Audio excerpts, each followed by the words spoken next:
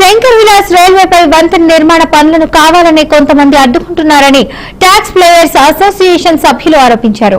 ఈ నేపథ్యంలోనే వారు హైకోర్టును ఆశ్రయించారు. దీంతో కోర్టు ఆదేశాల మేరకు శంకర్ విలాస్ ఆర్ఓబీ నిర్మాణ పనులను హైకోర్టు అడ్వకేట్ కమిషన్ పరిశీలించారు. కూటమి ప్రభుత్వం చేపడుతున్న అభివృద్ధి కార్యక్రమాలను నిలిపివేయడానికి కొందరు కోర్టులో కేసులు వేస్తున్నారని వారు మండిపడ్డారు. వ్యాపారాలతో ప్రభుత్వం పలుమార్లు చర్చలు జరిపి వారు కోరిన దానికంటే అధిక నష్టపరిహారం ఇవ్వడానికి సిద్దమైనప్పటికీ వేధిస్తున్నారన్నారు. కొంతమంది లాయర్లు ప్రేరణలతో నిర్మాణ పనులకు వ్యతిరేకంగా అడ్డంకులు సృష్టిస్తున్నారని వ్యాఖ్యానించారు. ఇక్కడ చాలా మంది భయభ్రాంతులు, ఇక్కడ ఉన్న స్టేక్ హోల్డర్ భయభ్రాంతులు చేసి డబ్బులు రావేమో, లేకపోతే టీడీఆర్ బాండ్లు అంటే ఏంటో ఒక బూచి చూపిస్తున్నారు.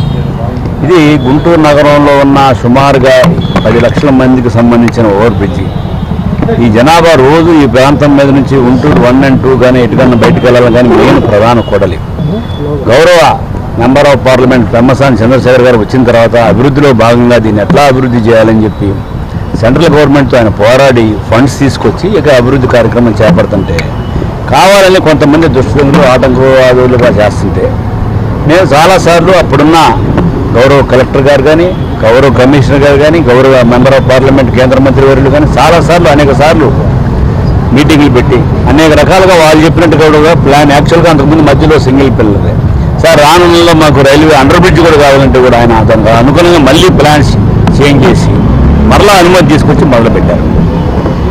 వీళ్ళకి కోర్టులో వేసిన దానికన్నా టీడీఆర్ బాండ్ల రూపంలో మీకు ఇంకా 2 లక్షల రూపాయలు ఎక్కువ వస్తాయని చెప్పినా కానీ కొంతమంది న్యాయవాదులు కావాలని అపోహ సృష్టించి ఆ కోర్టులోనే అంటే వాళ్ళకి ఫీజులు వస్తాయి, వాళ్ళు కాలయాపన చేస్తున్నాయి, వీళ్ళని కూడా తప్పుదారు పట్టిస్తున్నారు.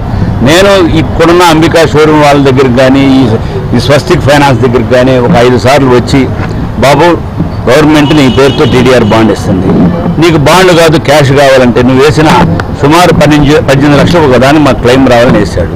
టీడీఆర్ బాండ్ రూపంలో నీకు 19,90,000 రూపాయలు వస్తుంటే నువ్వు హైకోర్టులో వేసిన దానికన్నా 1,90,000 రూపాయలు అదనంగా నీకు వస్తుంది.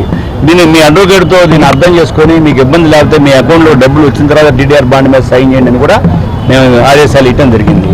ఇక్కడ